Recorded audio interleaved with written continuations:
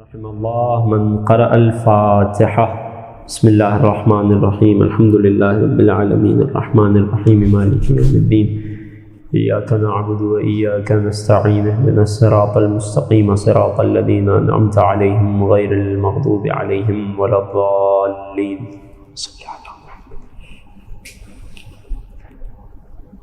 صلى الله عليك يا أبا عبد الله وعلى الأرواح التي حلت بفنائك عليك مني سلام الله أبدا ما بقيت وبقي الليل والنهار ولا جعله الله آخر العهد مني لزيارتكم. جس کے دل میں زیارت سید الشہداء کی تمنا ہے میرے ساتھ مل کر سلام کے ان جملوں کو دہرائیے گا. السلام علی الحسین وعلى علي بن الحسين وعلى أولاد الحسين وعلى أصحاب الحسين. ما شاء الله لا حول ولا قوة إلا بالله العلي العظيم. اعوذ باللہ السمیع العلیم من الشیطان اللعین الرجیم. بسم اللہ الرحمن الرحیم. الحمد للہ الذی خلقنا فی امة الذی فاز رتبته الى قاب قوسین واکرمنا بولایت وصیہ الذی ردت له الشمس مرتین وجاہد بالسیفین وصلى الى القبلتین وشرفنا بحب الزهراء أم السبطين وجعلنا من الباكين على مصاب الحسن والحسين والتسعة من ذرية الحسين الذين من بكى على مصابهم رجح حسناته أعمال الثقلين. والصلاة والسلام والتحية والإكرام على أشرف الكونين رحمة للدارين جد الحسنين أعني أبا القاسم محمد وعلى أهل بيته الأطيبين الأطهرين رحمة الله على محبيهم ولعنة الله على أعدائهم ومنكري فضائلهم وغاصبي حقوقهم أجمعين. اما بعد فقد قال مولانا ابو عبد الله الحسين عليه افضل الصلاة والسلام: ايها الناس ان الله ما خلق العباد الا ليعرفوه فاذا عرفوه عبدوه فاذا عبدوه استغنوا بعبادته عن عبادة ما سواه. صدق مولانا العظیم. درود پڑھیے محمد و آل محمد کا.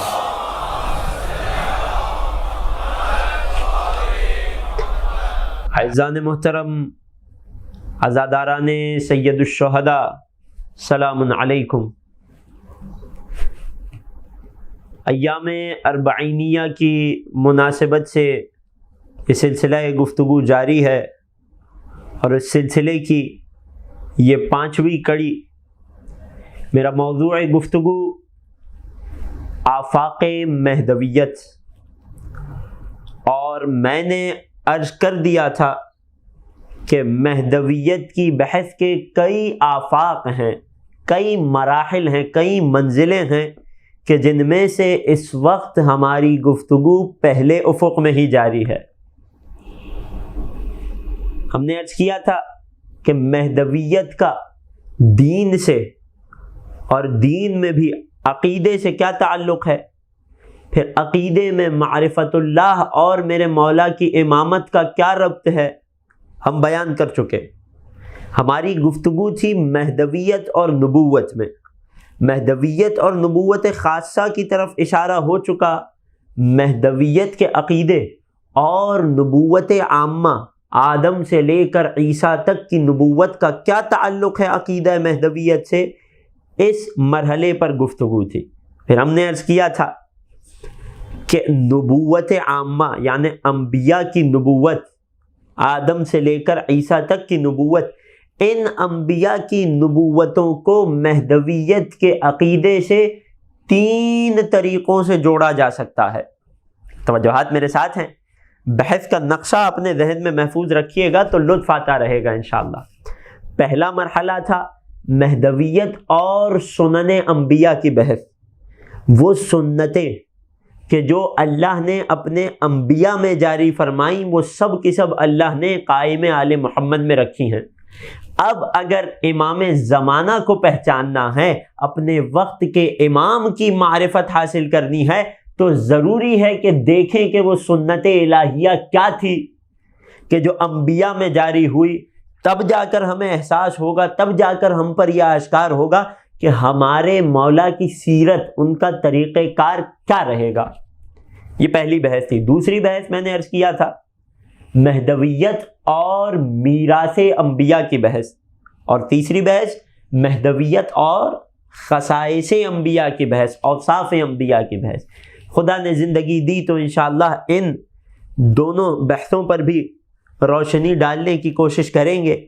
کل ہماری گفتگو یہاں تک پہنچی تھی، ہم نے انبیاء کی سنتوں اور خدا کی سنتوں کا مطلب کیا ہوتا ہے، مفہوم کیا ہے، قرآن اور تاریخ کی روشنی میں کل آپ کی خدمت میں پیش کیا تھا، اور جہاں سے کل بات کو چھوڑا تھا وہیں سے اپنی گفتگو کو جوڑ رہا ہوں۔ کل حقیر نے سدیر سیرفی کی ایک روایت آپ کی خدمت میں پیش کی تھی سب سے آخر میں، جب ہم نے سنت انبیاء پر تمہید سازی اور مقدمہ سازی کر لی تو ہم یہاں تک پہنچے تھے کہ ایک روز سدیر سیرفی سے میرے چھٹے امام سرکار صادق آل محمد امام جعفر صادق علیہ الصلاۃ والسلام، میرے چھٹے امام سدیر سے مخاطب ہوئے سنن انبیاء اور مہدویت، اور فرمایا کہ اے سدیر، ان للقائم غیبۃ یطول امدها، ہمارے قائم کے لیے ایک ایسی غیبت ہے کہ جس کی مدت بہت طویل ہوگی۔ پھر سدیر نے سوال کیا تھا وَلِمَ ذَلِكَ يَا ابْنَ رسول اللہ، اے فرزند رسول آپ کے قائم کی غیبت طویل کیوں ہوگی؟ مہدویت اور سنن انبیاء۔ چھٹے امام فرماتے ہیں یا سدیر، ان اللہ عز وجل ابا الا ان یجری فیہ سنن الانبیاء فی غیباتہم، اے سدیر اللہ عز وجل کا یہ فیصلہ ہے کہ ہمارے قائم میں تمام انبیاء کی غیبتوں کی سنتوں کو جاری کر دے گا۔ اللہ اکبر! یعنی کیا مطلب؟ یعنی 1,24,000 انبیاء کی جو غیبتیں ہوئیں اور ان غیبتوں میں جو سنت پروردگار تھی وہ سب کے سب میرے آخری آقا میں جمع ہو جائیں گی۔ اور پھر مولا ارشاد فرماتے ہیں کہ اب خدا کا یہ فیصلہ ہے امام کا ظہور نہیں ہوگا، کب تک؟ حتی لا یستوفی مدد غیباتہم، کہ جب تک جتنے انبیاء کی غیبتیں ہیں، 1,24,000 نبی ہیں، ان کی غیبتوں کی جو مدتیں ہیں، جو اوقات ہیں، جو زمانہ ہے، جو ٹائم پیریڈ ہے، جب تک وہ سارا کا سارا نہ گزر جائے امام زمانہ کا ظہور نہیں ہوگا۔ اللہ اکبر! کل یہاں تک گفتگو کو روکا تھا، آج یہیں سے جوڑ رہا ہوں۔ ایک سوال پر آ کر ہماری بات کا اختتام ہوا تھا۔ اصلاً اس سوال پر آنے سے پہلے اس حدیث شریف کو تمام کر دوں۔ امام نے اپنی بات کو تنہا نہیں چھوڑا، قرآن ناطق نے اپنی بات کی دلیل کے طور پر قرآن صامت کی ایک آیت کو پیش کیا۔ اب یہاں سے گفتگو ذرا سی ثقیل ہوتی جا رہی ہے، توجہات میرے ساتھ رکھیے گا، لیکن میں کیا کروں کہ اگر اس منبر حسینی سے یہ مشکل معارف بیان نہیں ہوں گے تو پھر کب ہوں گے؟ اگر ہم ان ایام میں اپنے وقت کے امام کو نہیں پہچانیں گے تو پھر کب جا کر پہچانیں گے؟ لہذا یہ ابحاث، انہیں سمجھنا، انہیں سیکھنا، ان کا مطالعہ کرنا، انہیں ہضم کرنا، ان پر اعتقاد رکھنا، یہ غیبت میں موجود ہر مومن کی ذمہ داری ہے۔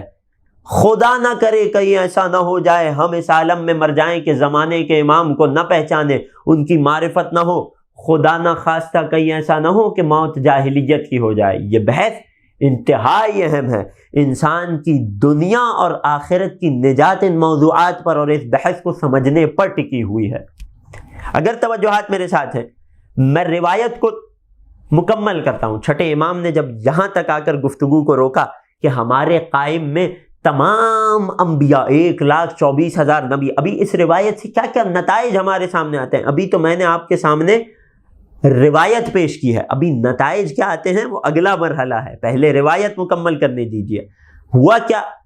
ہمارے قائم میں تمام انبیاء کی غیبتوں کی مدتوں کو، ٹائم پیریڈز کو جمع کر دیا گیا ہے۔ اللہ اکبر۔ اب امام قرآن کی ایک آیت کی طرف اشارہ فرماتے ہیں۔ آیت کیا ہے؟ خدا ارشاد فرماتا ہے لَتَرْكَبُنَّ طَبَقًا عَنْ طَبَقٍ، کہ تم زینہ بزینہ، مرحلہ در مرحلہ پچھلی امتوں کی سنت پر، ان کی سیرت پر چلتے رہو گے۔ امام فرماتے ہیں ای سننن علی سنن من کان قبلکم، یعنی تم سے پہلے آدم سے لے کر عیسیٰ تک جتنی قومیں گزر گئیں، جتنی امتیں گزر گئیں، ان تمام امتوں کی سنتوں کو اور ان تمام امتوں کے بارے میں جو الہی طریقہ کار تھا اسے رسول کی امت میں جمع کر دیا گیا ہے۔ وہ حدیث تو آپ نے سن رکھی ہے نا کہ رسول اپنی امت کو مخاطب کر کے فرما گئے تھے کہ تم بنی اسرائیل کی نقش قدم پر کیسے چلو گے؟ نقش قدم پر ہو بہو ایسے چلو گے، جہاں وہ جوتا اٹھا کر رکھتے تھے وہاں تم اپنا جوتا اور اپنا قدم رکھو گے۔ یہاں تک کہ حدیث کی تعبیر اتنی عجیب اور عظیم ہے، حَتَّى إِذَا دَخَلُوا فِي جُحْرِ ضَبٍّ لَدَخَلْتُمُوهُ، کہ اگر بنی اسرائیل کسی سانپ کے بل میں بھی داخل ہوئے ہوں گے تو یہ امت بھی اس بل میں داخل ہوگی۔ مراد کیا ہے؟ مراد یہ ہے کہ جتنی آزمائشیں، جتنے ابتلاعات، جتنے فتن پچھلی امتوں پر آئے تھے وہ اس امت پر بھی آئیں گے، اور جتنی برائیاں یا اچھائیاں پچھلی امتوں نے کی اپنے انبیاء اور اپنی حجتوں کے ساتھ، وہ سب کی سب تم انجام دو گے۔ میں انشاءاللہ اس مفہوم کو اور واضح کرنے کی کوشش کروں گا، اس مطلب کو اور بیان کرنے کی کوشش کروں گا جب مختلف انبیاء کی غیبتوں کا تذکرہ آئے گا۔ اب یہاں روایت مکمل ہو گئی، قرآن کی آیت امام نے پیش کر دی، اب یہاں سے اگلا مرحلہ آتا ہے کہ اس روایت سے ہمیں کیا کیا سمجھ آتا ہے۔ جب یہ نتائج واضح ہو جائیں گے تو وہ جو سوال کل چھوڑا تھا کہ اگر امام تمام انبیاء کی غیبتوں کو گزار کر ہی آئیں گے، ان کے جتنی مدتیں گزار کر ہی آئیں گے، تو پھر تعجیل فرج کی دعا کا کیا فلسفہ ہے؟ ہمیں کیوں امر کیا گیا کہ ہم اپنے امام کے ظہور کی تعجیل کے لیے دعا کریں؟ یہ سوال یقیناً سامعین کے اذہان میں ہوگا۔ اس کے جواب کی طرف اور روایت کے نتائج کی طرف آتا ہوں۔ توجہات میرے ساتھ ہیں تو قائم آل محمد کی عظمت پر ایک درود پڑھ دیجئے۔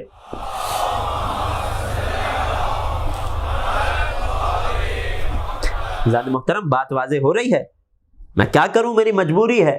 اگر نہیں پہنچائے اپنے وقت کے امام کی معرفت میں یہ مطالب اپنے سامعین حاضرین تک، اس قوم تک، امام کی امت پر، امام کے چاہنے والوں تک، تو سوال کیا جائے گا۔ اذان محترم، یہ جو روایت ہم نے پیش کی، امام صادق نے کیا بتایا کہ قائم کی غیبت طویل ہونے والی ہے۔ ان للقائم غیبت یطول امدها، کتنی طویل ہو سکتی ہے نہیں معلوم، امام خاموش ہیں، یا خدا جانے یا حجت خدا جانے۔ پھر اگلا جملہ کیا ارشاد فرمایا؟ کیوں غیبت طویل ہے؟ کیونکہ اللہ کا یہ فیصلہ ہے کہ اس نے انبیاء ما سبق میں ان کی غیبتوں میں جتنی سنتوں کو جاری کیا ہے، ان کی غیبت کی جتنی مدتیں ہیں، وہ سب کی سب ہمارے قائم امام میں جمع ہو جائے گی۔ یہاں میرا آپ سے سوال ہے، انبیاء کتنے ہیں؟ کوئی بچہ بھی جواب دے سکتا ہے، کوئی مشکل سوال تو نہیں ہے. توجہات میرے ساتھ ہیں. انبیاء کتنے ہیں؟ 1,24,000. ان میں سے ہم کتنوں کو جانتے ہیں؟ جتنے قرآن یا حدیث میں ہم تک پہنچے فقط انہی کو جانتے ہیں، سب کو تو نہیں جانتے. ان 1,24,000 انبیاء میں سے کتنے انبیاء غیبت میں رہے؟ کیا ہم جانتے ہیں؟ نہیں، ہمیں اس کا بھی علم نہیں ہے. جتنا محمد و آل محمد نے بتایا اتنا ہمیں پتہ چل گیا. 1,24,000 انبیاء میں سے کتنے انبیاء غیبت میں رہے ہمیں علم نہیں ہے. پھر جو غیبت میں رہے ان کی غیبت کی مدت کتنی تھی، ٹائم پیریڈ کتنا تھا، کتنے زمانے تک ہر نبی غیبت میں رہا؟ کیا ہم یہ بات جانتے ہیں یا کیا امام نے بتایا؟ نہیں، یہ بھی نہیں بتایا. نتیجہ کیا ہوا؟ ہمیں اولاً یہ بھی نہیں معلوم کہ کتنے انبیاء غیبت میں گئے. چند انبیاء کے بارے میں ہمیں معلوم ہے کیونکہ وہ خود ائمہ نے اپنی روایات میں بتایا، اور وہی کتاب کے جس کا کل تذکرہ ہوا تھا کہ جو شیخ صدوق نے امام زمانہ کے امر پر تالیف کی تھی، اس میں بہت سی ایسی روایات کو شیخ صدوق علیہ الرحمہ نے جمع کیا کہ جن میں انبیاء کی غیبتوں کا تذکرہ ہے. لیکن ان کے علاوہ کتنے نبی غیبت میں رہے ہمیں نہیں معلوم. اور یہ جو انبیاء غیبت میں رہے، جتنے بھی انبیاء، امام نے کیا کہا تھا؟ قائم میں تمام انبیاء کی غیبتوں کی مدتوں کو جمع کیا جائے گا. کتنے انبیاء غیبت میں رہے نہیں معلوم. انبیاء کی غیبت کی مدتیں کتنی تھی ہمیں یہ بھی نہیں معلوم. نتیجہ کیا ہوا؟ ہمارے وقت کے امام کی غیبت کی مدت کتنی ہوگی یہ بھی ہم نہیں جان سکتے. کیوں؟ کیونکہ امام نے کہا تھا ہمارے قائم تمام انبیاء کی غیبت کی مدتوں کو جمع کریں گے. تو جب تک ہمیں انبیاء کی غیبتوں کا علم نہیں ہے تو تب تک قائم کی غیبت کا علم بھی حاصل نہیں ہو سکتا ہے. اور یہ بڑے اہم نتائج ہیں اس روایت سے. اسی وجہ سے امام معصوم نے فرمایا تھا کذب الوقاتون، جو شخص ٹائم معین کر رہا ہو، وقت دے رہا ہو، ابھی قریب آ گیا، کل ہو جائے گا، اس برس ہو جائے گا، فلاں جنگ ہو رہی ہے اس کے بعد ہو جائے گا، امام نے فرما دیا کذب الوقاتون، جو کوئی بھی ظہور کی توقیت کرے، ظہور کے لیے وقت کو بیان کرے، وہ سب کا سب جھوٹا ہے، اسے جھٹلا دو. بات واضح ہو رہی ہے. کیوں؟ کیونکہ قائم میں تمام انبیاء کی غیبتوں کی مدتیں ہیں. نہ ہمیں یہ معلوم ہے کہ انبیاء کتنے غیبت میں رہے، اور نہ ہمیں یہ معلوم ہے کہ جو غیبت میں تھے ان کی غیبت کی مدتیں کتنی تھی. اگر یہاں تک بات واضح ہو گئی، میرے ساتھ آ گئے تو مل کر ایک درود پڑھیے محمد و آل محمد کا. حضرات محترم، مجھے موضوع کی صعوبت کا اندازہ ہے، مجھے احساس ہے، لیکن آپ کی توجہات اپنے ساتھ چاہتا ہوں. یہ اہم معارف ہیں، یہ اہم مراحل ہیں. اب یہاں وہ بنیادی سوال اٹھتا ہے کہ جو اس مجمع میں موجود ہر بچے کے ذہن میں بھی پیدا ہو چکا ہوگا کہ اگر غیبت طویل ہے اور تمام انبیاء کی غیبت کی مدتیں گزار کر ہی میرے مولا کو ظہور فرمانا ہے تو پھر فلسفہ دعائے تعجیل فرج کیا ہے؟ ہم کیوں دعا مانگتے ہیں؟ ہمیں امام نے حکم دیا اصلاً تعجیل فرج کی دعا کرنا بھی عبادت ہے. فقط اتنا کہنا اللہم عجل لولیک الفرج یہ بھی عبادت ہے. اور عام روایات میں تو عبادت ہے وہ تو اپنی جگہ، لیکن ایک خاص ثواب بھی ملتا ہے درود کے ساتھ تعجیل فرج کی دعا کرنے والوں کو. اللہ اکبر. اب یہاں موقع آ گیا ہے تو ایک چھوٹا سا واقعہ پیش کر کے پھر گزر جاؤں گا، اپنے سوال کے جواب پر آ جاؤں گا. وہ واقعہ کیا ہے کہ علامہ امینی کہ جن کی قبر نجف اشرف میں واقع ہے، نجف اشرف کے ابرز علماء میں سے ان کا تعلق، علامہ امینی رحمۃ اللہ علیہ، کہ جو ایسا علی کا عاشق تھا کہ ساری زندگی علی کی ولایت کی دلیلیں جمع کرنے میں لگا دی. نہ کوئی دنیاوی جاہ و منصب، نہ کوئی عزتیں، نہ کوئی شہرتیں، کسی چیز کی تلاش میں نہیں تھا یہ عاشق. ہاں تھا تو کس چیز کی تلاش میں تھا؟ مجھے کہیں دنیا میں کسی جگہ سے علی کی ولایت کی حقانیت پر کوئی دلیل مل جائے، مجھے غدیر کی ثبوت میں کوئی دلیل مل جائے، کوئی راوی مل جائے، کوئی سند مل جائے، کوئی کتب مل جائیں. 50 سال کے عرصے تک اسی کام میں مشغول رہے. نتیجتاً ایک ضخیم موسوعہ، ایک انسائکلوپیڈیا الغدیر کے نام سے ہمیں اور قیامت تک آنے والی نسلوں کو تحفے کے طور پر پیش کر گئے کہ اب اس موسوعے کے بعد کوئی غدیر کی حقانیت پر انکار نہیں کر سکتا. توجہ ہے؟ پہلے تو بہت سے اٹھتے تھے اور کہتے تھے کہ ایسا کچھ ہوا نہیں. اللہ اکبر. لوگوں کی دو قسمیں ہوتی ہیں نا. ایک ہوتے ہیں جو اصل واقعے کا انکار کر دیتے ہیں اور دوسرے وہ ہوتے ہیں کہ جو واقعے کو مانتے ہیں لیکن اعتقاد نہیں رکھتے، ایمان نہیں لاتے. توجہ ہے؟ مثال دے دوں. ابو جہل کیوں کہا گیا ایسے؟ یہ ان لوگوں میں سے نہیں تھا کہ جسے نبی کی نبوت پر شک ہو. یہ جانتا تھا، علم رکھتا تھا، معجزات دیکھ چکا تھا، لیکن دل سے ایمان نہیں لایا تھا. لہذا علم رکھتے ہوئے بھی اس پر عمل نہیں کیا. خدا نے اسے قیامت تک ابو جہل کا لقب دے دیا. توجہات ہیں؟ تو لہٰذا لوگوں کی دو قسمیں ہوتی ہیں. ایک ہیں جو اصل واقعے کا انکار کر دیں، دوسرے وہ جو واقعے کا اقرار کرتے ہیں لیکن اس پر ایمان نہیں لاتے. علامہ امینی نے اپنی کتاب الغدیر انسائکلوپیڈیا، میرے نوجوان جا کر دیکھیے گا، اردو ترجمہ بھی ہو چکا ہے، موسوعۃ الغدیر کتاب لکھ کر پہلے والے لوگوں کے رستے کو بند کر دیا. اب قیامت تک کوئی آ کر یہ تو کہہ سکتا ہے کہ میں علی کی ولایت کو تسلیم نہیں کرتا، میں علی کو اپنا امام نہیں مانتا، لیکن کسی میں اتنی مجال نہیں ہے کہ اب کہہ دے کہ غدیر ہوا ہی نہیں تھا. اللہ اکبر. توجہ ہے؟ ایک صلوات پڑھیے امیر المؤمنین کی عظمت ہے. ذرا اندازہ کر رہے ہیں علامہ امینی نے دنیا میں کس جگہ کا سفر نہیں کیا. ہمارا آپ سفر کرتے ہیں تو سیر و تفریح کے لیے کرتے ہیں، یا مقدس سفر کرتے ہیں تو زیارت کے لیے جاتے ہیں، خود کے ثواب کے حصول کے لیے جاتے ہیں. علامہ امینی دنیا میں کہاں سفر کر کے نہیں گئے؟ یورپ بھی گئے، ایشیا میں بھی گئے، ہر ملک میں گئے، افریقہ تک کا سفر کیا. کہاں کا سفر تھا کہ جو علامہ امینی نے نہیں کیا؟ کیوں سفر کر رہے تھے؟ جہاں خبر مل جاتی، توجہ کیجئے گا، عجل فرجہم کہنے کا ثواب، جہاں خبر مل جاتی کہ فلاں ملک میں فلاں شہر کی کوئی ایک لائبریری، کوئی ایک مکتبہ ہے کہ جہاں پر علی کی ولایت کو ثابت کرنے کے لیے ایک دلیل یا ایک حدیث مل جائے گی، ایک حدیث، اس ایک حدیث کے لیے علامہ امینی سفر فرمایا کرتے تھے. اللہ اکبر. حدیث معصوم ہے نا، افضل الاعمال احمدھا. ہم تو اپنے گھر میں بیٹھ کر یا عزا خانے تک آ کے مجلس سن لیتے ہیں، اہل بیت کی معرفت میں اضافہ کر لیتے ہیں. وہ علامہ امینی جو در در بھٹکتے رہے، ہر شہر کی ٹھوکریں کھاتے رہے، اپنی ساری زندگی علی کے نام پر چلتے پھرتے رہے، سفر کرتے رہے. ان کے اعمال کا اجر کیا ہوگا؟ افضل ترین عمل وہ ہوتا ہے کہ جس میں مشقت زیادہ ہو. اللہ اکبر. توجہ ہے؟ وہ علامہ امینی واضح ہو گئے. وہ علامہ امینی ساری زندگی علی کے عشق میں جو محنت کی، جو سفر کیا. میں اور آپ کہہ دیتے ہیں میں علی کا عاشق ہوں، واٹس ایپ پہ اسٹیٹس لگا دیتے ہیں، یہ کام بہت آسان ہے، لیکن اس عشق کی راہ پر چلنا یہ کوئی آسان کام نہیں ہے. توجہ ہے؟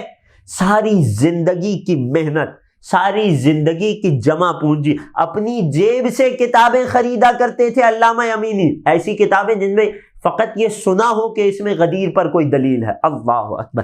ساری زندگی کی محنت کو جمع کر دیا اور اس جمع آوری کا نام الغدیر لکھا. سوچ سکتے ہیں امینی کے اس عمل کا اجر کتنا ہوگا. مولا کے کس قدر قریب تھے یہ علامہ امینی. ایک نتیجہ دینا ہے تاکہ دوبارہ اپنی بحث پر آ جاؤں. مولا کے کس قدر نزدیک تھے. مولا کا یہ عاشق کہ جس نے اپنے عشق کو ثابت بھی کیا، فقط زبانی کلامی عشق نہیں کیا.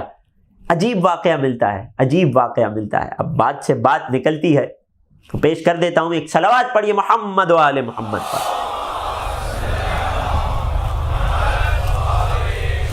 یہ علامہ امینی ایک روز بڑی مشکل کے عالم میں مولا کائنات کی زری کے سرانے آ کر بیٹھے ہیں. خدا ہم سب کو نجف اشرف اور تمام مقامات مقدسہ کی زیارت نصیب فرمائے. میرے پہلے امام امیر المؤمنین کی زری اقدس کے سرانے بیٹھے ہیں، کوئی حاجت مانگ رہے ہیں، پوری نہیں ہو رہی، کچھ دنیاوی مشکل تھی علامہ کو. ایک دن گزر گیا، دوسرے دن پھر آ کر بیٹھ گئے. اب وفاداری یہی تو ہوتی ہے. ایک بار اگر حاجت پوری نہ ہو تو در چھوڑ نہیں دیا جاتا. دوسرے دن پھر آ کر بیٹھ گئے. کئی دنوں تک علامہ امینی اپنی حاجت طلبی فرماتے رہے مولا کی بارگاہ میں، لیکن علامہ امینی کی مشکل حل نہیں ہو رہی تھی. دیکھیے گا کیسا عاشق ہے اور کیا مقام ہے مولا کی بارگاہ میں اس کا. اچانک ایک دن منظر دیکھا کہ عراق کا ایک بدو عرب، وہ جو بادیہ نشین ہوتا ہے جسے عام زبان میں دیہاتی کہتے ہیں، کہ جس کا بات کرنے کا ایک خاص انداز ہوتا ہے. جو مومنین زیارت کر چکے ہیں، خدا سب کو نصیب فرمائے، جو زیارت کر چکے ہیں وہ جانتے ہیں کہ دور دراز علاقوں سے جو زائر آتا ہے اس کا مولا سے بات کرنے کا، مولا سے مخاطب ہونے کا انداز ہی کچھ اور ہوتا ہے. وہ بہت زیادہ ادب اور آداب کا خیال نہیں رکھتا جس طرح بعض مومنین یا خاص طور سے علماء اعلام رکھتے ہیں. وہ اپنی بے تکلفی میں بات کرتا ہے مولا سے، اور یہ بھی عشق کا ایک مرحلہ ہے. ایک علامہ امینی نے دیکھا کئی دنوں سے اپنی حاجت طلب کر رہے ہیں. ایک دن دیکھا کہ ایک شخص، ایک بادیہ نشین، ایک بدو عرب داخل ہوتا ہے، لنگڑا کر چل رہا ہے، مولا کی زری کو زور سے تھام کر ہلاتا ہے اور کہتا ہے یا علی، میں آپ کے در پر آیا ہوں، مجھے کچھ نہیں معلوم، میں یہاں سے شفا لے کر جاؤں گا. کچھ دیر بیٹھا، جب واپس پلٹا تو اس کا زخم درست ہو چکا تھا، بالکل صحیح چلتا ہوا روضے سے باہر جا رہا تھا. علی کے لیے یہ معجزے دکھلانا کوئی بڑی بات نہیں ہے. توجہ ہے. علامہ امینی نے جب یہ منظر دیکھا، اللہ اکبر، کئی دن سے اپنی چھوٹی سی دنیاوی حاجت کے لیے مولا کے پاس آ رہے تھے. علامہ امینی نے جب یہ منظر دیکھا تو افسردہ ہو گئے. دل میں خیال آیا، علی کے حضرت میں، علی کے محضر میں کچھ کہنے کی ضرورت نہیں پڑتی، علی کہتے ہی اس کو ہیں جو دلوں کا حال جانتا ہو. دل میں خیال آیا، مولا میں حقیر ناچیز لیکن آپ کا عاشق ہوں، اپنی ساری زندگی آپ کی ولایت کو ثابت کرنے میں لگا دی. میں کئی دنوں سے آ کر بیٹھ رہا ہوں، آپ سے اپنی حاجت کو مانگ رہا ہوں، میری حاجت پوری نہیں ہوئی. یہ غیر شخص باہر سے آیا، کچھ لمحے آپ کے محضر میں گزارے اور اپنی حاجت پوری کروا کر چلا گیا. اسی افسردگی کے عالم میں کچھ دیر عالم خواب میں چلے گئے. نیند طاری ہو گئی، خواب میں مولائے کائنات کی زیارت ہو گئی. اللہ اکبر، اس سے بڑھ کے کوئی مومن کیا مانگ سکتا ہے؟ اصلاً مومن تو موت کی تمنا بھی اس لیے کرتا ہے کیونکہ سن رکھا ہے علی تشریف لاتے ہیں. توجہ ہے. خواب میں مولا کی زیارت ہو گئی اور مولا نے امینی کو مخاطب کیا، اے امینی، غم کیوں کرتے ہو؟ تم میں اور اس میں ایک فرق ہے. مولا، کیا مجھ سے کوئی کوتاہی ہو گئی؟ نہیں اے امینی. توجہ کیجیے گا، کیا عشق ہے، کیا مولا کی نظر رحمت کیسی ہے امینی پر. کہتے ہیں نہیں اے امینی، تم تو اپنے ہو، یہ غیر تھا. اگر علی آج اس کی حاجت کو پورا نہیں کرتا تو یہ کل دوبارہ نہ آتا. تمہیں تو ہم جانتے ہیں، تمہیں جتنے دن بھی لگ جائیں تمہیں لوٹ کر ہمارے ہی در پر آنا ہے. تم تو ہمارے ہی در کے ہو، تمہیں کہیں نہیں جانا. لیکن وہ کسی اور در پہ چلا جاتا، لہٰذا اسے نواز دیا اور تمہیں انتظار کرایا. یہ مقام ہے، یہ قربت ہے امیر المومنین سے. اور جب ساری زندگی کوئی علی کی خدمت میں لگا دے تو علی کسی کا احسان نہیں رکھتے. یہ علامہ امینی. اس واقعے کو بیان کرنے کا مقصد، ان تمام باتوں کو، علامہ امینی کی تمام مشقتوں کو بیان کرنے کا مقصد اب نچوڑ آپ کی خدمت میں پیش کر رہا ہوں. توجہ کیجیے گا. وہ علامہ امینی جو علی کا ایسا عاشق ہے، علی سے اتنا قریب ہے، علی کے لیے اتنی زحمتیں اٹھائیں، ساری زندگی محنت کرتا رہا، ایک کتاب الغدیر لکھی. اس کتاب میں ابتدا میں ایک جملہ لکھا. جب علماء کوئی کتاب لکھیں تو اس کے شروع میں اہدا لکھتے ہیں کہ اس کتاب کو کسے ہدیہ کیا جا رہا ہے. اہدا میں کیا لکھا کہ میں امینی اپنی ساری زندگی کی اس محنت کتاب الغدیر کے لکھنے کا، اس کی جمع آوری کا ثواب کس کے نام کر رہا ہوں؟ ہر اس مومن کے نام کر رہا ہوں کہ جب بھی درود پڑھتا ہے تو ساتھ میں عجل فرجہم کہتا ہے. اللہ اکبر.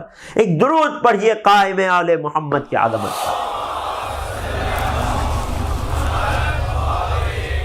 تو بڑے بڑے علماء، عجل فرجہم، اے خدا آل محمد کی کشائش میں جلدی فرما، ظہور میں تعجیل فرما. آج کے بعد اس مجلس سے یہ تہیہ کر کے اٹھیں کہ جب بھی درود پڑھیں گے عجل فرجہم کے ساتھ پڑھیں گے تاکہ علامہ امینی کی محنتوں میں ہمارا نام بھی شامل ہو جائے۔ اللہ اکبر۔ علماء تاکید کر رہے ہیں تعجیل فرج کی دعا کی۔ ائمہ نے روایات میں فرمایا، حکم دیا چاہنے والوں کو، مولا غیبت میں کیا کریں؟ تعجیل فرج کی دعا کرو، ظہور میں تعجیل کی دعا کرو۔ ایک طرف تو یہ واقعات، یہ دعا کا حکم، دوسری جانب خدا فرما رہا ہے کہ جب تک تمام انبیاء کی غیبتوں کی مدتیں پوری نہ ہو جائیں تب تک ظہور نہیں ہوگا۔ چاہنے والے کا حق بنتا ہے سوال کرے، پھر یہ دعائیں کیسی؟ سوال واضح ہے۔ اب آئیے جواب کی طرف بڑھتے ہیں۔ حدیث میں امام نے کیا فرمایا کہ اللہ نے قائم میں تمام انبیاء کی غیبتوں کے اوقات کو، تمام کی غیبتوں کی مدتوں کو رکھ دیا ہے۔ اب وہ غیبتوں کی مدتیں کتنی ہیں اولاً یہ ہم نہیں جانتے، لیکن امام نے یہ نہیں بتایا کہ زیادہ سے زیادہ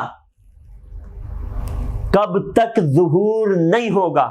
عجل اللہ تعالی فرجہ شریف، دقت کیجئے گا، امام نے کیا فرمایا؟ جب تک انبیاء کی غیبتوں کی مدتیں پوری نہ ہو جائیں تب تک ظہور نہیں ہوگا۔ ظہور نہ ہونے کی کم ترین میعاد امام نے بتائی ہے، اگرچہ وہ وقت بھی ہم نہیں جانتے، علم نہیں رکھتے، ہمیں نہیں معلوم یہ کتنے برس ہے، کتنے 100 سال ہیں یا کتنے 1000 سال ہیں یا کتنے لاکھ سال ہیں، ہم نہیں جانتے، لیکن امام نے ظہور کے نہ ہونے کی کم ترین مدت کو بتا دیا کہ کم سے کم جب تک تمام انبیاء کے زمانوں کے، تمام انبیاء کی غیبتوں کی مدتیں نہ گزر جائیں تب تک ظہور نہیں ہوگا۔ کیا انبیاء کی جیسے ہی غیبت کی مدتیں تمام ہو جائیں گی کیا فوراً ظہور ہو جائے گا؟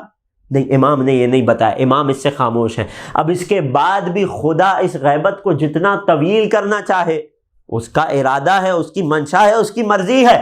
ہاں، اب دعائے فرج، دعائے تعجیل ظہور یہاں اس مدت کے لیے کام آئے گی کہ جو غیبت انبیاء کی مدتیں گزر جانے کے بعد کی مدت ہے۔ اب عین ممکن ہے خدا کا ارادہ یہ ہو کہ انبیاء کی غیبت کی مدتیں گزر جانے کے بعد بھی کئی 1000 سال میرے قائم کو غیبت کے پردے میں رکھنا ہے، لیکن مومن کی یہ دعا ہے کہ جو اس ظہور کو جلدی کر دے، خدا کے ارادے میں تبدیلی کا باعث بن جائے۔ توجہ ہے، عقیدہ بدا تو ہمارے پاس ہے نا۔ اس سے زیادہ اس جواب کی تفصیل میں نہیں جانا چاہتا، جن تک بات پہنچ گئی ہے ایک درود پڑھ دیجئے قائم آل محمد کی عظمت پر۔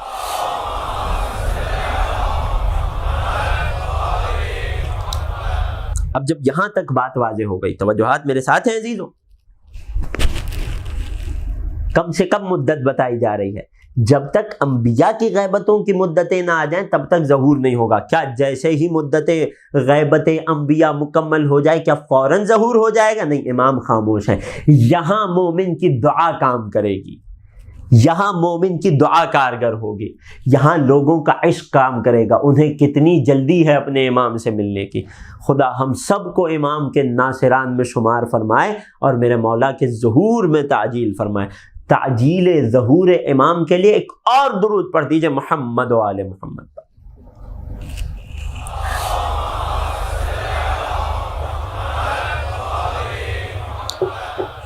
بات واضح ہو رہی ہے عزیزوں، توجہات میرے ساتھ ہیں۔ اب ذرا گفتگو کو ایک منزل آگے بڑھائیں۔ جب حدیث واضح ہو گئی کہ تمام انبیاء کی غیبتوں کی جو سنتیں ہیں وہ میرے مولا میں جمع ہو جائیں گی، تو اب ہم گفتگو کے اصل مرحلے پر آ جاتے ہیں کہ وہ کون سے انبیاء ہیں اور ان کی کون سی سنتیں ہیں جو امام زمانہ میں جاری ہوں گی۔ بہت اہم موضوع۔ اگر امام کی معرفت کو بڑھانا ہے، امام کو پہچاننا ہے، تو ان ابحاث کو ہضم کرنا پڑے گا، انہیں سمجھنا پڑے گا، انہیں غور سے سننا پڑے گا۔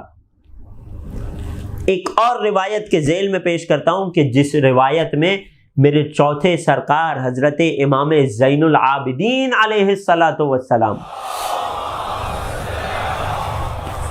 میرے چوتھے امام راوی کو مخاطب کر کے فرماتے ہیں کہ ہمارے قائم میں فی القائم منا سنت من ابینا آدم و نوح، ہمارے قائم میں نبی اللہ آدم اور نوح کی سنتیں پائی جاتی ہیں۔ میں انبیاء کے نام لیتے جاتا ہوں، سامعین و ناظرین گنتے چلے جائیے۔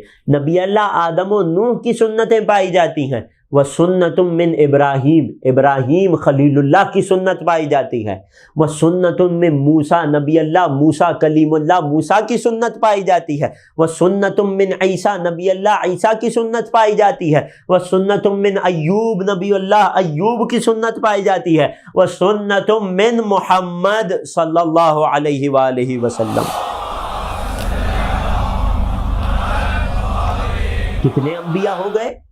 چوتھے امام نے کتنے انبیاء بتائے؟ 7 انبیاء، اور یہ فقط ایک روایت ہے، ایسی کئی روایات ہیں کہ جن روایتوں میں مختلف انبیاء کی مختلف سنتوں کو ذکر کیا۔ میں چند ہی اس منبر سے پیش کروں گا، پھر میں اپنے موضوع کو مکمل کرنے کی خاطر اگلی منزل پر چلا جاؤں گا۔ 7 انبیاء کی سنتیں ہیں کہ جو ہمارے قائم میں ہیں۔ کون سے امام بتا رہے ہیں؟ چوتھے سرکار بتا رہے ہیں۔ راوی نے فوراً سوال کر لیا، مولا وما تلک السنن، مولا وہ کون سی خدا کی سنتیں ہیں جو ان 7 انبیاء میں تھیں اور ان کی سنتیں ہمارے قائم میں خدا نے رکھی ہیں؟ اب امام نے سنتیں گنوانا شروع کی۔ اللہ اکبر۔ اما سنت ابینا آدم و نوح، جہاں تک پہلے 2 انبیاء آدم اور نوح کی سنت کی بات ہے، خدا کی وہ کون سی سنت تھی جو ان دونوں انبیاء میں تھی اور ہمارے امام میں ہے؟ چوتھے امام فرماتے ہیں فقول العمر، طولانی عمر۔ اللہ اکبر۔ کیا نوح کی عمر کے طولانی ہونے سے کسی کو کوئی انکار ہے؟ نہیں۔ 950 سال تو نوح نے فقط اپنی قوم میں تبلیغ کی ہے، یہ تو فقط تبلیغ کا عرصہ ہے۔ اس سے پہلے کا عرصہ، وہ عرصہ کہ جو عذاب الہی آ رہا تھا، سیلاب تھا، نوح اپنی کشتی میں تھے، اور اس کے بعد جب دنیا کو دوبارہ آباد کیا، وہ سارا عرصہ الگ ہے۔ 950 سال فقط جو قرآن میں ہے وہ فقط تبلیغ نوح کے لیے۔ نوح کی عمر اور آدم کی عمر میرے وقت کے امام کی طولانی عمر پر دلیل ہے۔ اب ہر وہ انسان کے جو قرآن پر عقیدہ رکھتا ہے، اسے یہ حق نہیں ہے کہ امام زمانہ کی امامت اور غیبت کا فقط اس لیے انکار کر دے کہ اتنی طویل عمر کسی کی نہیں ہو سکتی۔ نہیں، اللہ نے دلیل کے طور پر پہلے ہی اپنے انبیاء کو اتنی طویل عمریں دے دی ہیں۔ بات پہنچ رہی ہے؟ ایک محاورہ ہے نا انگریزی کا، جس کا ترجمہ کیا ہے؟ جن کے اپنے گھر شیشے کے ہوں وہ دوسروں پہ پتھر نہیں اچھالا کرتے۔ وہ مسلمان کہ جس کی لاریب کتاب قرآن میں نبی اللہ آدم اور نوح کی طویل عمر لکھی ہوئی ہے، اسے مہدی آخر الزمان کی طویل عمر کیوں کر ہضم نہیں ہوتی؟ جہاں تک بات پہنچ گئی، ایک درود پڑھیے محمد و آل محمد۔ یہ ہے نبی اللہ آدم اور نوح کی عمر۔ اللہ اکبر۔ بات کو ایک منزل اور آگے بڑھاتے ہیں۔ نبی اللہ آدم اور نوح کے بعد کن کی مثال آئی تھی؟ کوئی بھی جواب دے، جو بھی سامع متوجہ تھا۔ جزاک اللہ۔ نبی اللہ ابراہیم کی غیبت، نبی اللہ ابراہیم کی سنت۔ راوی نے سوال کیا، مولا نبی اللہ ابراہیم کی وہ کون سی سنت ہے جو آخری امام میں ہوگی؟ فرمایا فخفاء الولادت والاعتزال، خلیل اللہ کی 2 سنتیں ہیں کہ جن میں وہ میرے وقت کے امام پر دلیل بن گئے۔ اس جملے پر غور کیجئے گا، 2 سنتیں کہ جو خلیل اللہ میں بھی تھی اور میرے وقت کے امام میں بھی ہیں۔ پہلی سنت خفاء الولادہ، ولادت کا پوشیدہ ہونا۔ اللہ اکبر، اللہ اکبر۔ توجہ کیجئے گا، خدا نے اپنے آخری وصی، اپنی آخری حجت کو اس دنیا میں بھیجنے سے پہلے ایسا انتظام کر دیا کہ اب عقل رکھنے والا، ہدایت چاہنے والا کسی صورت انکار نہیں کر سکتا۔ کسی لہجے، کسی جگہ، کسی کنارے سے بھی خدا نے دلیل کے بغیر نہیں چھوڑا مہدویت کے عقیدے کو۔ اللہ اکبر۔ لوگ امام زمانہ کی ولادت پر شک کرتے ہیں، آؤ اور بتاؤ نبی اللہ ابراہیم کی ولادت کے بارے میں کیا کہو گے؟ قصہ کیا ہے کہ ابراہیم کے چچا آدم، اب بات آ گئی ہے تو پیش کرنی پڑے گی تاکہ کنیکشن سمجھ آ سکے نبی اللہ ابراہیم کی سنت میں اور وہی سنت جب میرے وقت کے امام میں ظاہر ہوگی۔ کیفیت کیا ہے؟ میرے چھٹے امام بتا رہے ہیں۔ ہم ایرو گیروں سے واقعات نہیں لیا کرتے، ہم انبیاء کے واقعات بھی ائمہ سے لیا کرتے ہیں۔ اللہ اکبر۔ چھٹے امام بتاتے ہیں کہ نبی اللہ ابراہیم کی ولادت سے پہلے ان کے چچا آدر، کہ جن کا قرآن میں بارہا تذکرہ آیا ہے کہ جو ایمان نہیں لائے تھے، نبی اللہ ابراہیم کے چچا آدر نمرود کے خاص وزراء میں سے تھے، نمرود کے منجمین میں سے تھے، علم نجوم جانتے تھے، اور اس علم نجوم کی بنیاد پر اب یہ واقعہ ہے، لیکن میں کیا کروں، پیش کرنا پڑے گا، کیونکہ اس واقعے کو سمجھ کر ہی عقیدہ مہدویت میں اور پختگی آ سکتی ہے، معرفت امام زمانہ میں اضافہ ہو سکتا ہے، جو میرا اور آپ کا یہاں حاضر ہونے کا مقصد ہے۔ آدر نے علم نجوم کے ذریعے سے پتہ لگا لیا علم نجوم کتنا حق ہے، کتنا باطل ہے، کون اس میں مہارت رکھ سکتا ہے، کون نہیں رکھ سکتا۔ یہ ساری ایک الگ مستقل بحث ہے، پھر کسی اور دن پیش کریں گے انشاءاللہ۔ لیکن یہ یاد رکھیں میرا سامنے کہ میرے امام نے صاف فرما دیا ہے، علم نجوم آیا برحق ہے، یقیناً برحق ہے، لیکن اس کا یہ مطلب ہے کہ جو چاہے وہ علم نجوم سے حساب و کتاب لگا کر لوگوں کو ان کا مستقبل بتاتا پھرے، نہیں، امام نے علم نجوم کے بارے میں قاعدہ دیا۔ اب بات آ گئی تو پیش کر دوں، بڑا ہی مبتلا بھی مسئلہ ہے معاشرے میں، یہ مسائل بہت زیادہ بڑھتے جا رہے ہیں، لوگ بہت زیادہ دھوکے میں اور اس قسم کی گمراہیوں میں پڑتے جا رہے ہیں۔ تو دو جملے سنتے جائیے اور پھر گفتگو کو دوبارہ جوڑ دوں گا اس واقعے سے۔ اگر سننا چاہتے ہیں، توجہات آمادہ ہیں، تو مل کر ایک درود پڑھ دیجئے محمد و آلہ۔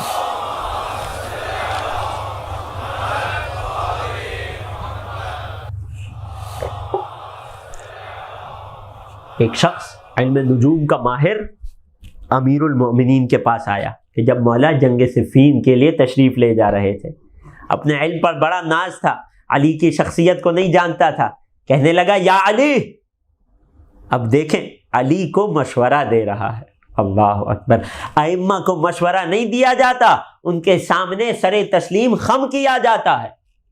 علی کو مشورہ دینے آیا، یا علی، اس وقت آپ کا ستارہ شدید تپش میں ہے، اس وقت آپ کے ستارے کو آگ لگی ہوئی ہے۔ اب یہ علم نجوم کی خاص تعبیر ہے، ماہر فن افراد سمجھیں گے اس تعبیر کو۔ یا علی، اس وقت جو آپ کا ستارہ ہے وہ شدید گردش میں ہے اور اس میں آگ لگی ہوئی ہے، آپ کا ستارہ جل رہا ہے، لہٰذا اس وقت جنگ میں نہ جائیے، آپ شکست کھا جائیں گے، والعیاذ باللہ۔ اللہ اکبر۔ کیا ید اللہ کو بھی کبھی شکست ہو سکتی ہے؟ توجہ ہے۔ علی کو مشورہ دیا، علی نے جب اس کی یہ بات سنی تو ایک مرتبہ اس کے چہرے کی طرف دیکھا، علی کو مشورہ دینے آیا ہے۔ علی نے کہا کیا تو علم نجوم جانتا ہے؟ کہنے لگا یا علی، میں علم نجوم میں ماہر ہوں۔ اب علی نے کچھ سوال کیے، لاجواب ہو گیا۔ اس کے بعد علی نے ایک راز سے پردہ اٹھایا، فرمایا جسے تو یہ سمجھ رہا ہے کہ میرا ستارہ گردش میں ہے اور میرے ستارے کو آگ لگی ہوئی ہے، وہ جل رہا ہے، جس وجہ سے میں شکست کھا جاؤں گا، تو سن، یہی میری جیت کی وجہ بن جائے گی۔ اللہ اکبر۔ میں نے عرض کیا تھا نا، علی نہ صرف مظہر عجائب ہیں، علی مظہر العجائب بھی ہیں۔ نہ صرف یہ کہ علی میں عجائبات کا اظہار ہوتا ہے، بلکہ علی عجائبات دکھلاتے بھی ہیں۔ پریشان ہو گیا، مولا یہ کیسے ہو سکتا ہے؟ میرا علم تو یہ نہیں کہتا، میرا حساب و کتاب تو یہ نہیں بتاتا۔ علی فرماتے ہیں وہ جس وجہ سے تجھے میرا ستارہ جلتا ہوا نظر آ رہا ہے، وہ میرے ہی ستارے کی آگ ہے جو دوسروں کو جلائے گی۔ اللہ اکبر۔ امام ہر علم میں ماہر ہوا کرتا ہے، اللہ اکبر، لیکن امیر المؤمنین نے علم نجوم کا یہ حساب اس شخص کو بتایا، تو کیا اس کا یہ مطلب ہے کہ ہم سب کو چھوڑ کر، خدا پر بھروسہ چھوڑ کر علم نجوم کے اور نجومیوں کے پیچھے لگ جائیں؟ نہیں، معصوم نے اس کا بھی حل بتایا۔ جب چھٹے امام کے پاس ایک شخص آیا، مولا کیا علم نجوم برحق ہے؟ مولا نے فرمایا یہ برحق ہے، یہ آسمانی علم ہے، یہ ان علوم میں سے ہے کہ جو اللہ نے اپنے انبیاء کو تعلیم دیا تھا۔ اللہ اکبر۔ تو پھر مولا کیا میں اس علم کو سیکھوں؟ اللہ اکبر۔ اب معصوم نے کلیہ، ایک قاعدہ، ایک فارمولہ دیا، اور جو آل محمد کی ماننے والے ہیں، جو ان کے چاہنے والے ہیں، اس قاعدے کو اپنے پلو سے باندھ لیجئے، زندگی آسان ہو جائے گی۔ مولا فرماتے ہیں علم نجوم کا علم، اللہ اکبر، قلیلہ لا ینفع وکثیرہ لا یدرک، علم نجوم میں نجومی کا حساب اس وقت تک صحیح بات نہیں بتا سکتا جب تک وہ تمام ستاروں کی حرکت کا علم نہ رکھتا ہو، تمام ستاروں کی پوزیشن کو نہ جانتا ہو۔ جو ہے جب تک کوئی نجومی اس کائنات پر، نہ فقط روئے زمین کے گرد نظر آنے والے، اس کائنات میں جتنے ستارے موجود ہیں، جب تک کسی انسان کو ان تمام کی حرکت کا علم نہ ہو جائے، ان تمام کے سکون اور ان تمام کے مقام اور منزل کا علم نہ ہو جائے، تب تک یہ علم نجوم فائدے مند نہیں ہے۔ اللہ اکبر۔ اب لوگوں کی مشکل یہ ہے، غیر معصوم کی مشکل یہ ہے کہ نہ وہ سارے ستاروں کی حرکات و سکنات کا علم رکھ سکتا ہے، اور جب تک اسے یہ علم مکمل حاصل نہ ہو جائے تب تک یہ علم کسی کام اور فائدے کا نہیں ہے۔ اللہ اکبر۔ تو کیا نتیجہ ہوا؟ علم نجوم حقانیت رکھتا ہے، لیکن فقط معصوم ہی اس علم کو مکمل طور پر جانتے ہیں۔ کسی غیر معصوم میں اس علم کی مکمل تاب لانے کی طاقت نہیں ہے۔ اگر میرے سامعین و ناظرین تک یہ پیغام پہنچ گیا، بات واضح ہو گئی، تو ایک درود پڑھیے محمد و آل محمد پر۔ بات کو اور آگے بڑھاتے ہیں۔ آزر ابراہیم کے چچا نجومی تھے، مجھے نہیں معلوم کس حد تک مکمل کر پاؤں گا، بہت تیزی سے آگے بڑھتا ہے بات کو۔ آزر نے نمرود کو بتایا کہ تمہاری مملکت میں عنقریب ایک ایسے بچے کی ولادت ہوگی کہ جو تمہاری تخت کو، تمہاری بادشاہت کو، تمہارے تخت کو الٹ دے گا۔ وہی قصہ بعین ہی جو نبی اللہ موسیٰ کے ساتھ پیش آیا۔ فرق یہ تھا کہ وہاں بتانے والا باہر کا شخص تھا، یہاں حضرت ابراہیم کے قضیے میں بتانے والا خود گھر کا بھیدی تھا، نہیں جانتا تھا کہ وہ ہمارا ہی بھتیجا ہے۔ نمرود نے سوال کیا کیا اس بچے کی ولادت ہو چکی ہے؟ کہا نہیں، ابھی ولادت نہیں ہوئی ہے، لیکن عنقریب ہونے والی ہے۔ نمرود نے جب یہ سنا تو حکم دے دیا کہ تمام عورتوں کو، خواتین کو ان کے خاوندوں سے الگ کر دیا جائے اور مکمل علاقے کی تفتیش کی جائے، جو خاتون بھی حامل ہو اس کے بطن کو چاک کر کے بچے کو قتل کر دیا جائے۔ اللہ اکبر۔ اس قدر خوف ہوتا ہے ان دنیاوی بادشاہوں کو اپنی تخت کا، اپنی مملکت کا۔ اللہ اکبر۔ نتیجہ کیا ہوا؟ حضرت ابراہیم کی والدہ حضرت ابراہیم سے حامل ہوئی، لیکن خدا کی کرنی ایسی ہوئی، وہ خدا جس کو رکھے اس کو کون چکھے، خدا کا کرنا ایسا ہوا کہ نبی اللہ ابراہیم کی والدہ پر حمل کے آثار نمودار ہی نہیں ہوئے۔ اللہ اکبر۔ ابراہیم تھے شکم مادر میں، لیکن کسی کو محسوس نہیں ہوتا تھا کہ اس شکم میں کوئی بچہ بھی ہے، یہاں تک کہ جب ولادت کا وقت قریب آیا تو نبی اللہ ابراہیم کی والدہ شہر سے دور چلی گئی، ایک غار کا انتخاب کیا، اس غار میں حضرت ابراہیم کی ولادت ہوئی، اور والدہ نے خدا پر توکل کرتے ہوئے اس غار کو پتھروں سے بند کر دیا۔ اب نبی اللہ ابراہیم کی غذا کیا تھی؟ وہ خدا کے جو بچے کو شکم مادر میں غذا دے سکتا ہے، کیا اپنے ایک نبی کو غار میں غذا نہیں دے سکتا؟ توجہ ہے؟ یہاں تک کہ نبی اللہ ابراہیم جوان ہو گئے۔ اب جب جوان ہو گئے تب اپنی قوم کے سامنے تشریف لائے۔ یہ ہے نبی اللہ ابراہیم کی ولادت۔ معصوم نے کیا فرمایا کہ نبی اللہ ابراہیم پر جو خدا کی سنتیں جاری ہوئی ان میں سے ایک ہے خفاء الولادہ، ولادت کا پوشیدہ ہونا، کہ جو ہمارے قائم میں بھی پائی جائے گی۔ اب آئیے ہمارے آخری مولا کا تذکرہ کریں، جناب نرجس خاتون سلام اللہ علیہا، خدا سب کو سامرہ میں اس مقدس مزار کی زیارت نصیب فرمائے۔ جناب نرجس خاتون خود بیان کرتی ہیں، اور امام عسکری کی پھوپھی جناب حکیمہ نے اس روایت کو نقل کیا۔ وہ کیا روایت ہے کہ ایک دن میرے بھتیجے حسن عسکری نے مجھے پیغام بلا بھیجا کہ اے پھوپھی جان، آج آپ ہمارے گھر میں ٹھہریے گا، آج رات آپ ہمارے گھر میں گزاریے۔ جب میں گھر میں آ گئی میں نے پوچھا کیا ماجرا ہے، تو فرمانے لگے اے پھوپھی اماں، آج خدا کی اس حجت کی ولادت ہونے والی ہے کہ جسے ظالم ہمیشہ سے تلاش کر رہا ہے، کہ جس کا ظالم در پہ ہے، کہ جو روئے زمین کو عدل و انصاف سے بھر دے گا۔ اللہ اکبر۔ جناب حکیمہ کہتی ہیں جب میں نے یہ سنا تو میں حیران ہو گئی۔ کیوں؟ کیونکہ میں نے دیکھا تھا کہ شہزادی نرجس خاتون سلام اللہ علیہا پر حمل کا کوئی اثر نہیں تھا، کوئی علامت نہیں تھی کہ جو بتاتی کہ یہ ماں بننے والی ہیں یا یہ حامل ہیں۔ اللہ اکبر، خدا کی قدرت، اس کے کام وہی جانے۔ امام حسن عسکری نے بتایا جناب حکیمہ امامت کے خاندان کی پروردہ، کیا عظیم المرتبت خاتون، امام کی بات پر یقین رکھا اور رات کو امام عسکری کے گھر ٹھہر گئی۔ کیا ہوا؟ بہت مختصر کرتا چلوں۔ فرماتی ہیں میں رات میں عشاء کی نماز پڑھ کے سو گئی، اس وقت تک جناب نرجس پر حمل کا کوئی اثر نہیں تھا، کوئی علامت نہیں تھی۔ خفاء الولادہ دیکھ رہے ہیں خدا کے نبی کی سنت کا کیسے اجرا ہو رہا ہے اس کے امام پر۔ اللہ اکبر، خفاء الولادہ، عشاء کی نماز تک کوئی علامت نہیں تھی حمل کی۔ کہتی ہیں میں سو گئی، امام زمانہ کی والدہ بھی آرام کے لیے چلی گئی۔ آدھی رات کو جب عبادت کے لیے، نماز شب کے لیے میں اٹھی اور جناب نرجس بھی اٹھی تو اس وقت بھی حمل کا کوئی اثر نہیں تھا جناب نرجس پہ۔ اللہ اکبر۔ جناب حکیمہ فرماتی ہیں کہ اچانک میرے ذہن میں خیال آیا کہ شاید یہ وہ رات نہ ہو، فقط خیال کا آنا تھا کہ برابر والے کمرے سے امام حسن عسکری کی آواز آئی، اے پھوپھی اماں امر خدا میں شک نہ کیجئے گا۔ اللہ اکبر۔ فرماتی ایک لمحے کو جو خیال آیا تھا وہ بھی رفع ہو گیا۔ میں مکمل یقین سے وضو کیا اور مصلی عبادت پر آ گئی۔ جب میں عبادت کر رہی تھی تو اچانک میں نے دیکھا کہ رات کی اس تاریکی میں وہ غرفہ، وہ کمرہ کہ جس میں میں اور امام حسن عسکری کی زوجہ تھی، اچانک وہ کمرہ نور سے پرنور ہو گیا اور کچھ دیر تک مجھے کچھ سجھائی نہ دیا، کچھ واضح نہ ہوا۔ یہ ہے خفاء الولادہ، ولادت کا پوشیدہ ہونا۔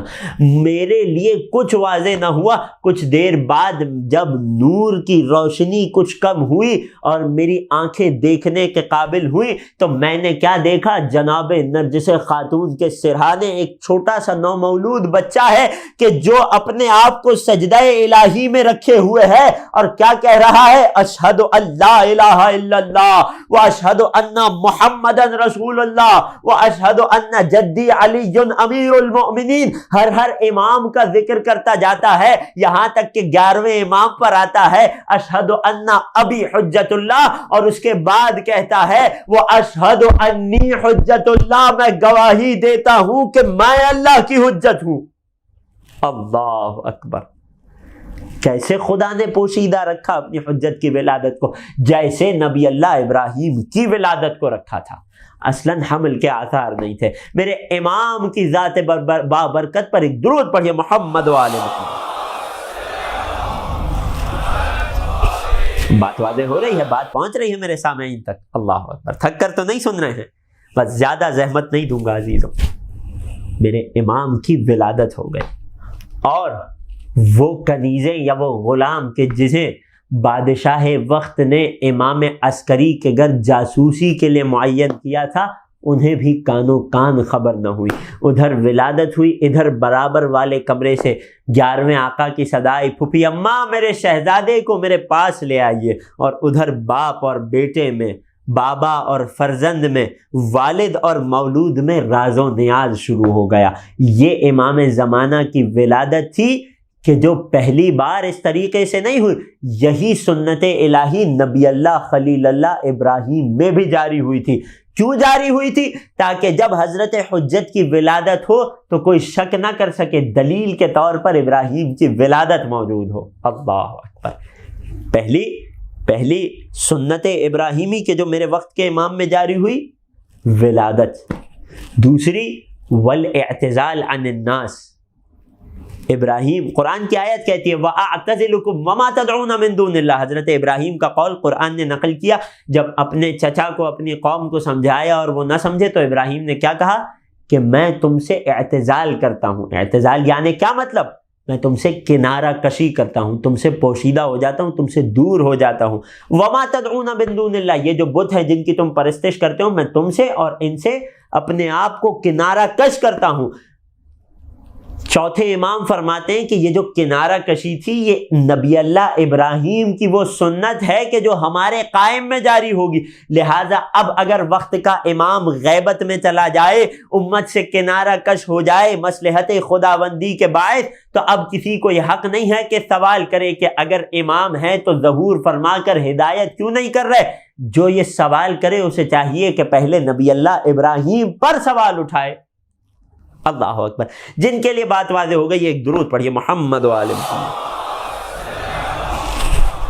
تمام میں نے 7 انبیاء کی سنتوں کا ذکر کیا تھا نا، آدم و نوح کی سنت بیان ہو گئی، نبی اللہ خلیل اللہ ابراہیم کی سنت بیان ہو گئی، نبی اللہ موسیٰ عیسیٰ اور ہمارے رسول کی جو سنتیں چوتھے امام نے تعلیم فرمائی، وہاں سے کل گفتگو کا آغاز ہوگا ایک اور نبی کی سنت، نبی اللہ ایوب کی سنت۔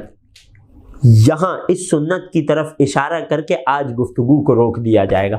کل مہدویت اور سنن انبیاء کا بیان انشاءاللہ آگے بڑھے گا، اور انشاءاللہ بتوفیق الہی کل ہی سنن انبیاء کے بیان کو مختصراً مکمل کر کے مواریث انبیاء اور مہدویت کا کیا تعلق ہے، انشاءاللہ کل اس موضوع پر بھی، اس جہد پر بھی بات اور اشارہ کرنے کی کوشش کی جائے گی۔ خدا تمام سامعین و حاضرین کی تمام زحمتوں کو قبول فرمائے، تمام کی حاجتوں کو قبول فرمائے۔ میرے چوتھے امام سے پوچھا گیا نبی اللہ ایوب کی کیا سنت ہے جو قائم آل محمد میں جاری ہوگی؟ فرماتے ہیں الفرج بعد البلوا، بلوا کہتے ہیں مصیبت اور آزمائش کو۔ نبی اللہ ایوب کا صبر مشہور ہے کہ جب ایوب نے بہت صبر کیا، خدا امتحان لیتا رہا، امتحان میں اضافہ کرتا چلا گیا، اولاد چھن گئی، نبی اللہ ایوب تنگ دست ہو گئے، وہ جتنا مال و دولت تھا وہ سب کا سب چلا گیا۔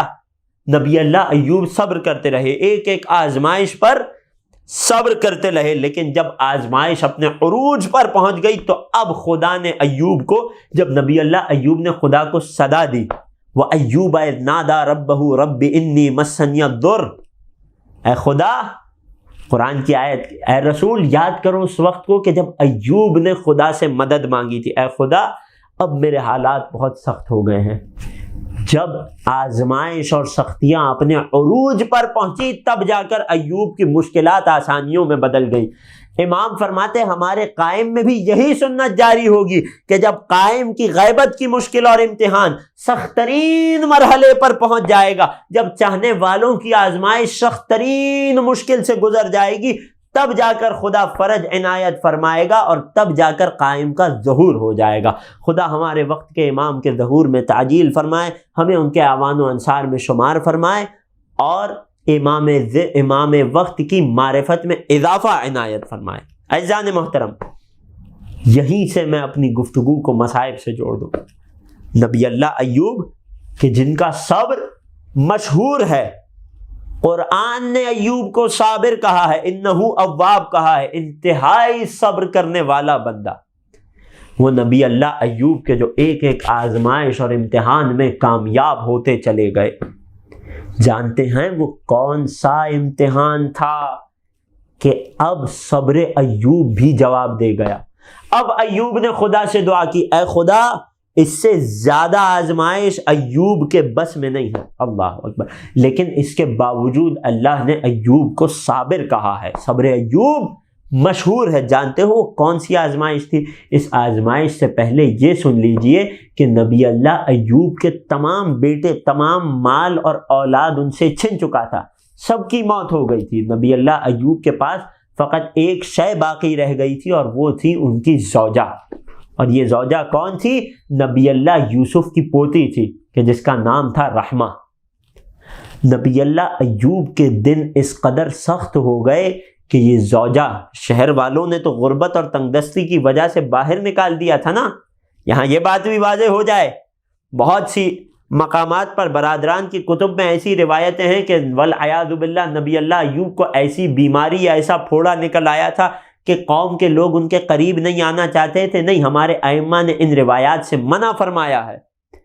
کیوں؟ کیونکہ نبی اللہ امام معصوم کبھی اس کیفیت میں نہیں آ سکتا کہ لوگ ان سے قریب نہ آ سکیں۔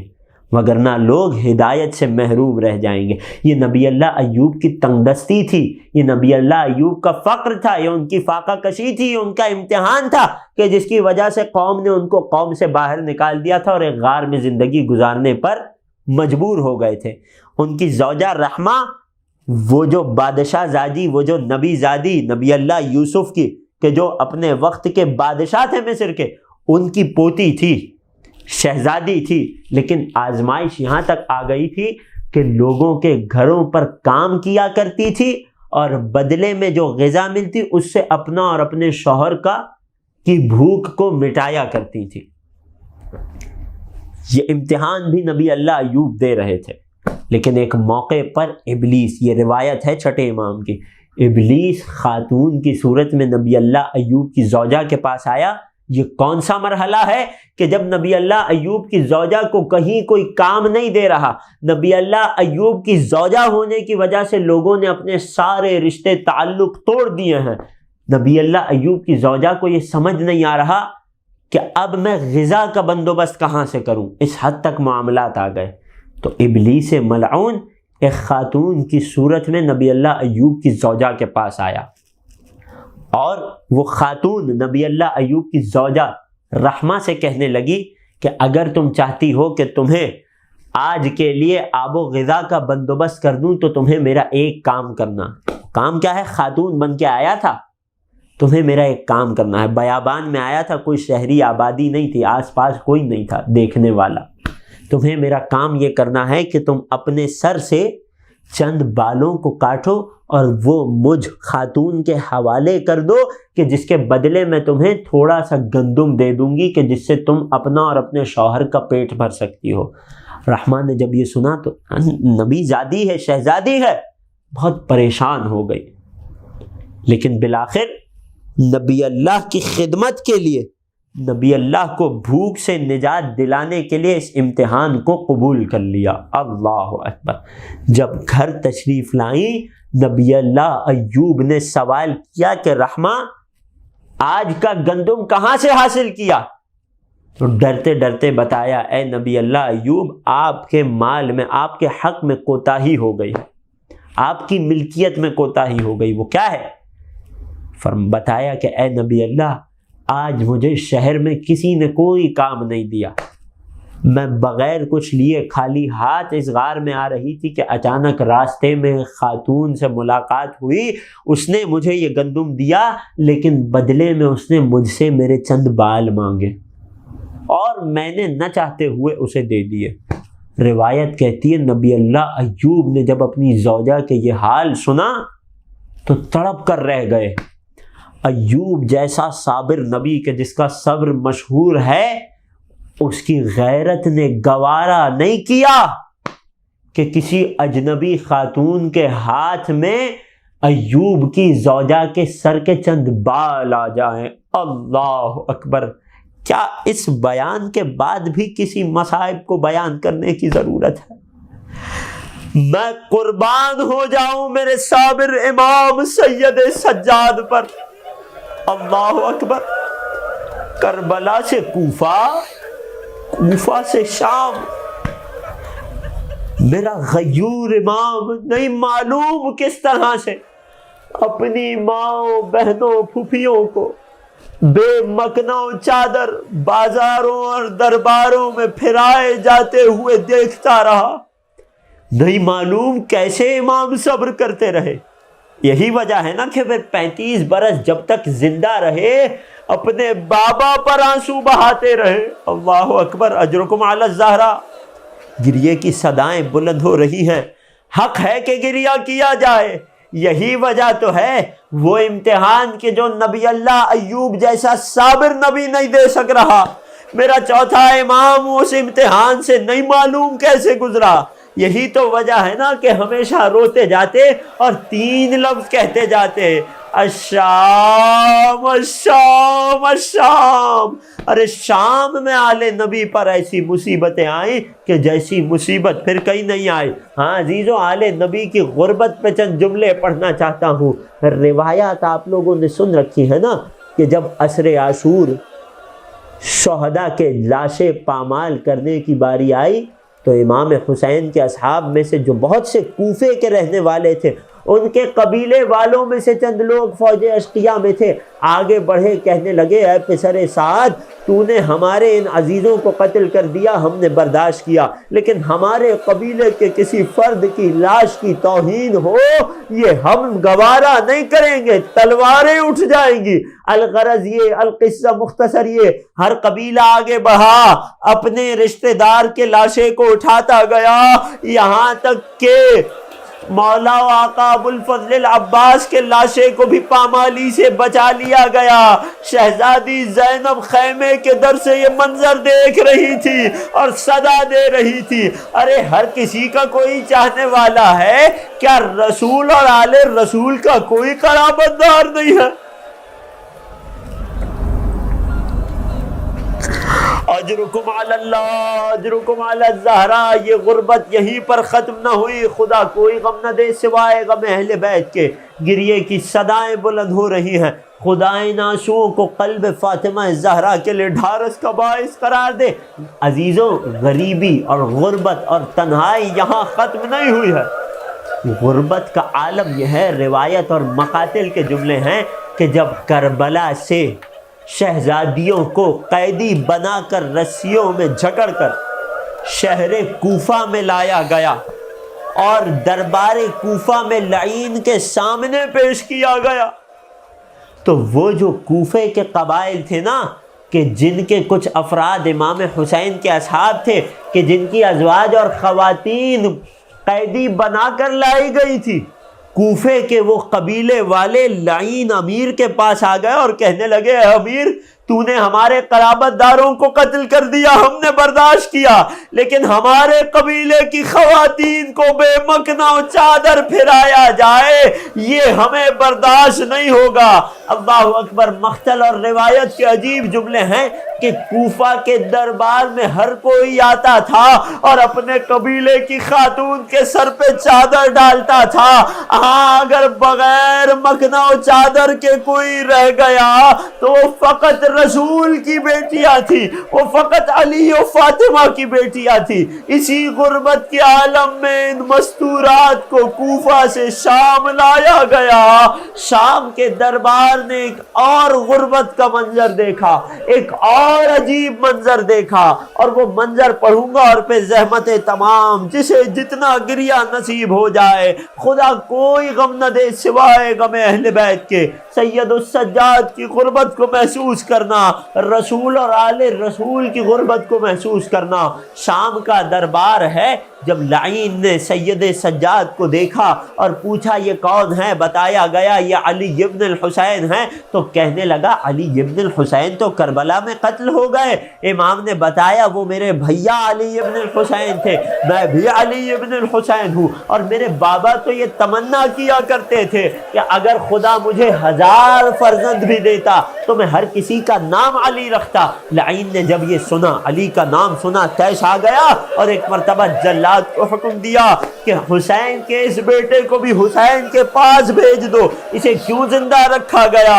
مقتل اور تاریخ کے عجیب جملے ہیں کہ جب محافظہ امامات علی کی بڑی دختر شہزادی زینب علیہ نے اس منظر کو دیکھا تو ایک مرتبہ سید سجاد کے آگے آ کر اپنے آپ کو کھڑا کر لیا اور کہنے لگی جب تک میں علی کی بیٹی زینب زندہ ہوں کوئی حسین کے فرزند کے قریب نہیں آ سکتا۔ زینب محافظہ امامت بن گئی۔ ایک مرتبہ تو لعین چھٹک گیا، مگر پھر جلاد کو حکم دیا ارے پہلے اس کی پھوپھی کو قتل کرو پھر اسے قتل کرنا۔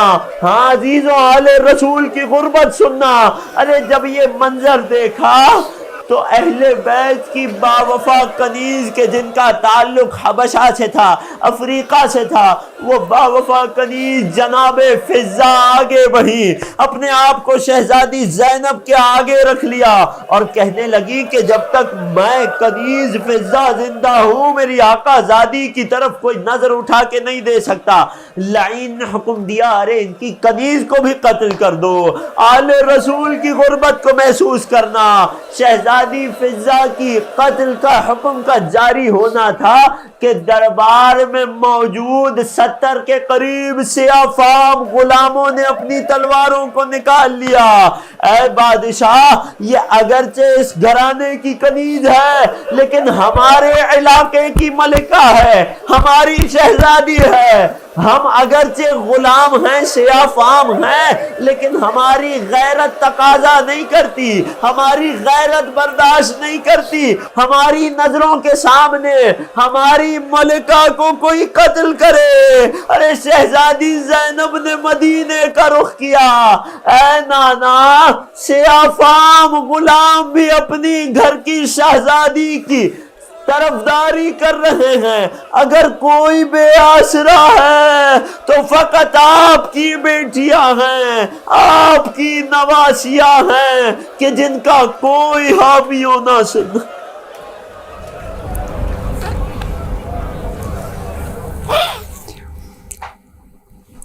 الا ولعنۃ اللہ علی القوم الظالمین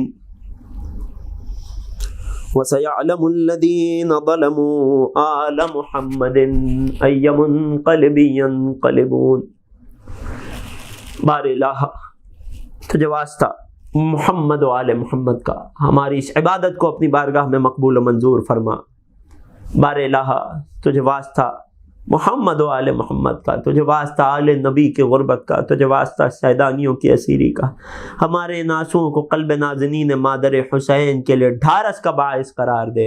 بار الہ کو غم کوئی نہ دے ہم کو سوائے غم شبیر.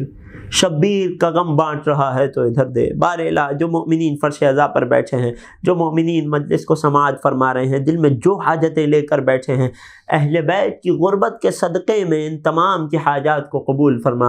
بار الہ امام بارگاہ علی رضا کے جتنے خادمین ہیں ان تمام کی زحمتوں کو منظور فرما، ان تمام کی توفیقات خیر میں اضافہ فرما. جو مومنین پریشان حال ہیں ان کی پریشانیوں کو دور فرما، جو بیمار ہیں انہیں شفائے کاملہ و عاجلہ عطا فرما. بار الہ ہمارے مرحومین کی مغفرت فرما، انہیں جوار معصومین میں جگہ عنایت فرما. سب سے بڑی دعا، سب سے بڑی آرزو، منجی بشر، منتقم کربلا، فرزند زہرا، قائم آل محمد کے ظہور میں تعجیل فرما اور ہمیں ان کے خاص آوان و انصار میں شمار فرما. ربنا تقبل منا انك انت السميع العليم وتب علينا انك انت التواب الرحيم بجاه محمد وآله الطاهرين ماتم حسین.